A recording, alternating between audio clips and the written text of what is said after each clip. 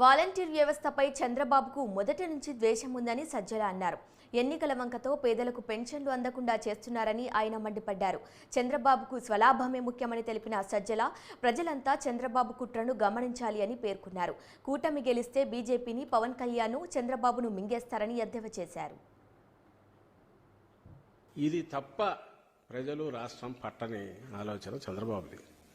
వేరాజ్ ఇప్పుడు జగన్మోహన్ రెడ్డి గారు రాగానే పెట్టిన ఈ వాలంటీర్ల వ్యవస్థ ఆయనకి ఎట్లా కుట్రపూరితమైన బుద్ధి ఉంటుందో, ఆయనకి ఎట్లయితే స్వార్థంతో కొన్ని చంద్రబాబు నాయుడు గారికి ఉంటుందో అదే దృష్టితో చూస్తున్నాడు. కాబట్టి జగన్మోహన్ రెడ్డి గారి కోసం కూడా జగన్మోహన్ రెడ్డి గారు కూడా ఓట్ల కోసమే పెట్టాడు అనేది ఆయన ఆరోపణ. నాకు తెలియక అడుగుతాను, ఓట్ల కోసమే ఒక వాలంటీర్ వ్యవస్థనే పెట్టుకోనే ఆలోచనే జగన్మోహన్ రెడ్డి గారికి ఉంటే అది నిలబడే రకంగా అవసరమైన చేసిన మిగిలిన పనులన్నీ అవి ఎందుకు, అవి రావుగా. ఎక్కడో ఏజెంట్ లాగా వాళ్ళను పెట్టేసుకుని వాళ్ళకు నెలకు 5,000 ఇచ్చేసి ఓట్లకు వేయించుకునే దీనికి పోతాడు.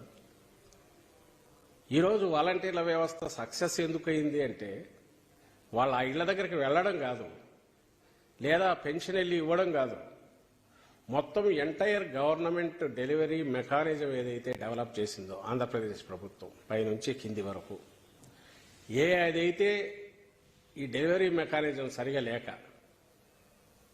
స్కీములు కానీ శాచురేషన్ బేసిస్ మీద ఐడెంటిఫికేషన్ కానీ ఏ విపత్తులు వచ్చినా కింది నుంచి డేటా కలెక్షన్ కానీ మొత్తం ఎంటైర్ గవర్నమెంట్కు అవసరమైంది. కింది నుంచి పైకి రావాలన్నా, పైనుంచి కిందికి పంపాలన్నా కళలు ఎన్నన్నా కనొచ్చు, ప్రాక్టికల్గా అయితే కుదిరేది కాదు. గతంలో జరిగింది అదే. జగన్మోహన్ రెడ్డి గారు పాదయాత్రలో పోయినప్పుడు వచ్చిన సమస్యలలో ఏవి ఆయన ముందుకు వచ్చిన వాటిని చూస్తే